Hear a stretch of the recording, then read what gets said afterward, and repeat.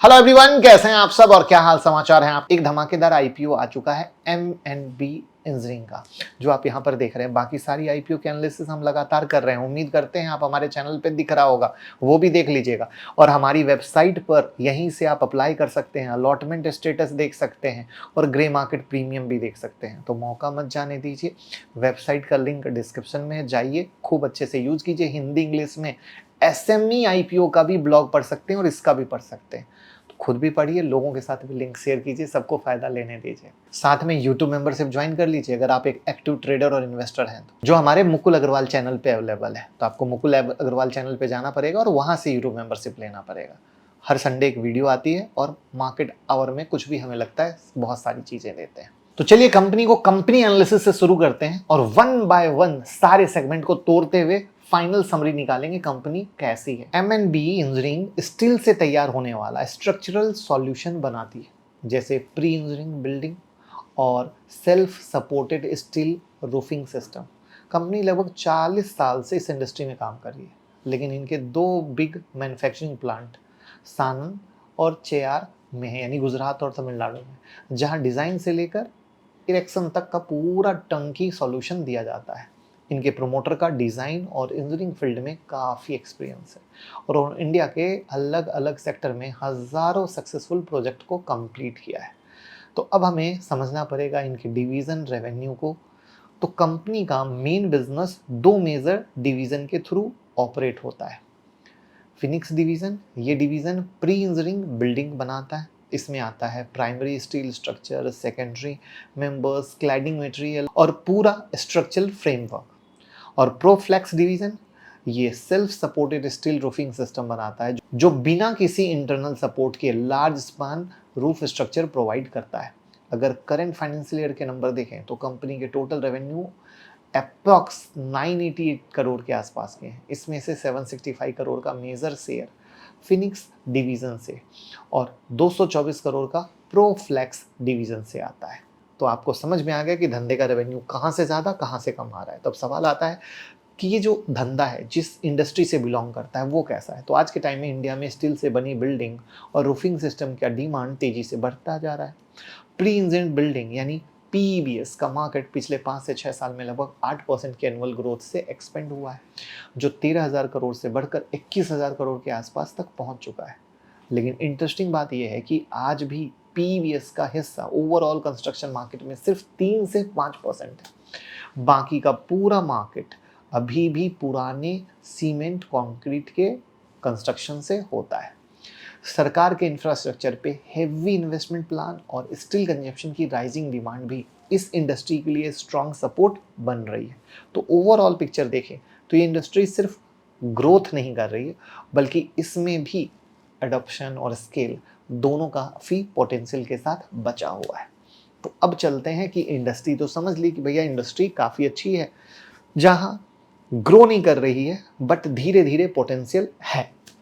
अब फाइनेंशियल को समझते हैं। कंपनी के फाइनेंशियल लास्ट 3 साल में काफ़ी सॉलिड ग्रोथ हुए हैं। 2023 में कंपनी का रेवेन्यू 889 करोड़ था, 2024 में 808 करोड़ तक थोड़ा गिरा, 2025 में ज़बरदस्त कमबैक हुआ और 996 करोड़ तक पहुंच गया, यानी 2024 के कंपैरिजन में लगभग 23% का जंप। अब प्रॉफिट की बात करें तो ग्रोथ और भी इंप्रेसिव है। 2023 में प्रॉफिट था 32.89 करोड़, 2025 में सीधा 77.05 करोड़ तक पहुंच गया, मतलब प्रॉफिट में 69% का जंप है। इब्टा भी 2023 के 66.43 करोड़ से बढ़कर 2025 में 126.38 करोड़ तक पहुंच गए, यानी मार्जिन भी इंप्रूव हो रहे हैं। अब हमें डालना होगा नज़र कहाँ, कर्ज पे। तो 2024 में 204 करोड़ का कर्ज था, जो 2025 में थोड़ा कम होकर 186 करोड़ हुआ। मतलब डेट को भी मैनेज करके चल रहे हैं, इग्नोर नहीं कर रहे हैं कि चलो कुछ भी डेट है या बढ़ गया। तो समरी में बोला जाए तो रेवेन्यू ग्रोथ हो रहा है, प्रॉफिट तेजी से बढ़ रहा है, मार्जिन इंप्रूव हो रहे हैं, बैलेंस शीट स्ट्रांग हो रही है, कर्ज पे नज़र रखी जा रही है। ये सब इंडिकेटर दिखाते हैं कि कंपनी एक स्केलेबल और स्टेबल ग्रोथ स्टोरी बना रही है और मैनेजमेंट काम करने की कोशिश में लगा है। अब अगर हम आईपीओ की डिटेल पे आते हैं तो इनका आईपीओ टोटल 650 करोड़ का है, जिसमें से 275 करोड़ का फ्रेश इशू होगा, यानी ये पैसा डायरेक्टली कंपनी के पास जाएगा फ्यूचर ग्रोथ के लिए। बाकी 375 करोड़ प्रमोटर का ऑफर फॉर सेल है, मतलब प्रमोटर अपने शेयर बेचकर एग्जिट ले रहे हैं, यानी उनके पॉकेट में जाएगा, कंपनी से कोई लेना देना है नहीं। प्राइस बैंड 366 से 385 पर शेयर के बीच फिक्स किया गया है और 30 जुलाई को खुलेगा, 1 अगस्त को बंद होगा। 30 जुलाई से याद आया एनएसडीएल का आईपीओ खुल रहा है, जिसकी वीडियो बना दी है, प्लस एनएसडीएल वर्सेस सीडीएसएल की भी वीडियो बना दी है। वो दोनों वीडियो जरूर देख लीजिएगा, आपके स्क्रीन पे भी दिख रहा है और डिस्क्रिप्शन में भी लिंक है। मिनिमम इन्वेस्टमेंट के लिए लॉट साइज 38 शेयर का रखा गया है। रिटेल इंडिविजुअल इन्वेस्टर के लिए 10% का कोटा है, जो थोड़ा कम माना जाता है। स्टैंडर्ड होता है 35% का, ठीक है ना। कंपनी ने अपने एम्प्लॉय के लिए 2 करोड़ का एक स्पेशल रिजर्व पोर्शन भी रखा है, जिसमें उन्हें 36 रुपीज़ पर शेयर का डिस्काउंट मिलेगा। तो अब सवाल आता है कि आईपीओ ये क्यों ला रहे हैं।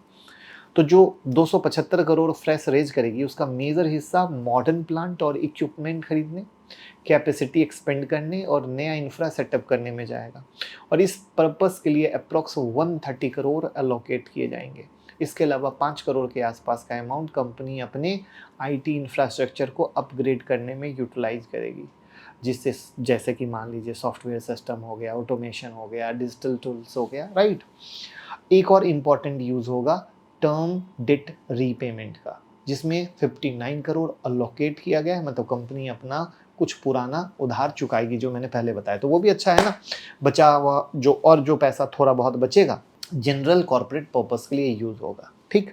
तो अब हमें करना पड़ेगा पीयर कंपैरिजन कि भैया ये जो धंधा कर रहे हैं, पहले से जो लिस्टेड कंपनी है वो जो धंधा कर रही है, उसमें क्या कहानी है और किस तरीके से कहानी है। स्क्रीन खींचो।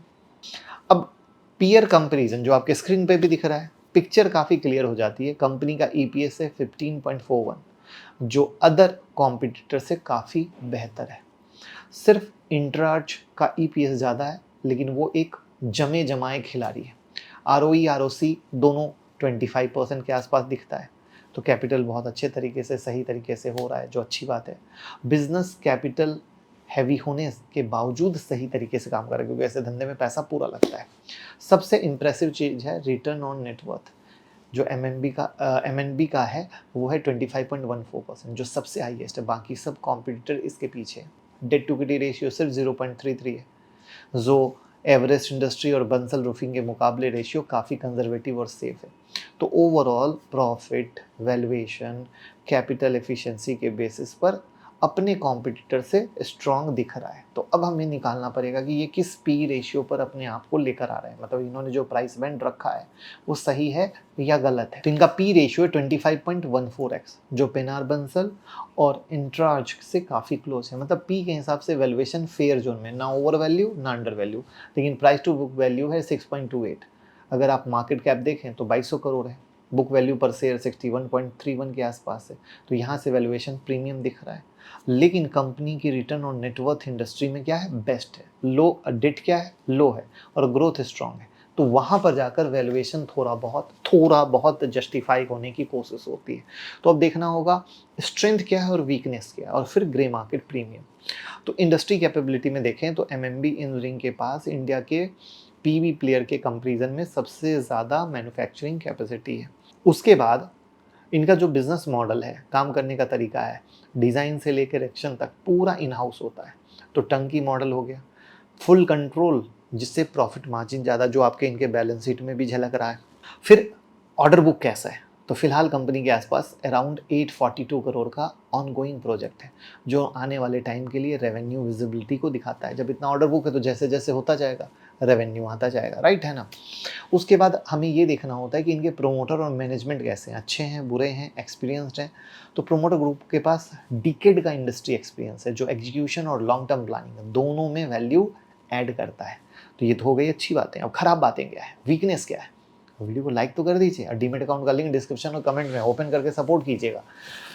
हाई रॉ मटेरियल का डिपेंडेंसी है। कंपनी का टोटल इनपुट कॉस्ट का लगभग 73% स्टील पर बेस्ड है। अगर स्टील के प्राइस में तेजी या वोलेटिलिटी आती है तो प्रॉफिट मार्जिन इम्पैक्ट होगा, राइट। ये धंधे की कहानी है, रॉ मटेरियल के आधार पे, सिंपल अगर भाषा में बात करें तो। सप्लायर कॉन्सेंट्रेशन रिस्क है, टॉप 5 सप्लायर से ही 83% रॉ मटेरियल आता है।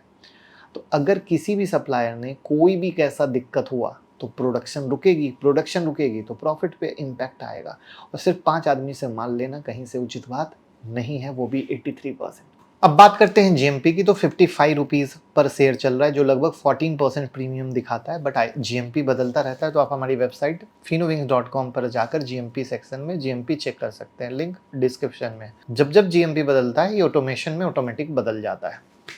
तो समरी क्या निकली कि भैया कंपनी जो है एक नीश इंजीनियरिंग सॉल्यूशन कंपनी है, जिसका फुटप्रिंट पीवीज और रूफिंग सॉल्यूशन में स्ट्रांग है, लेकिन still price impact, supplier customer concentration जैसे इम्पैक्ट समझना ज़रूरी है। जहाँ पर ओवरऑल कंपनी अच्छी तरीके से सही लग रही है, बट मार्केट के सेंटिमेंट्स इतने मजबूत नहीं है कि पहले की तरह लिस्टिंग गेन दें। वरना आपको पता है कि पहले लिस्टिंग गेन बहुत ज़बरदस्त मिला करते थे, बट चूंकि मार्केट के सेंटिमेंट्स अभी मरे हुए हैं, इसीलिए कोई भी कंपनी उतना लिस्टिंग गेन नहीं दे पा रही है। ये भी आप रोज बेसिस पर देख रहे हैं, तो इस बात को इग्नोर मत कीजिएगा और बस वीडियो भी शेयर कर दीजिएगा। Thank you so much.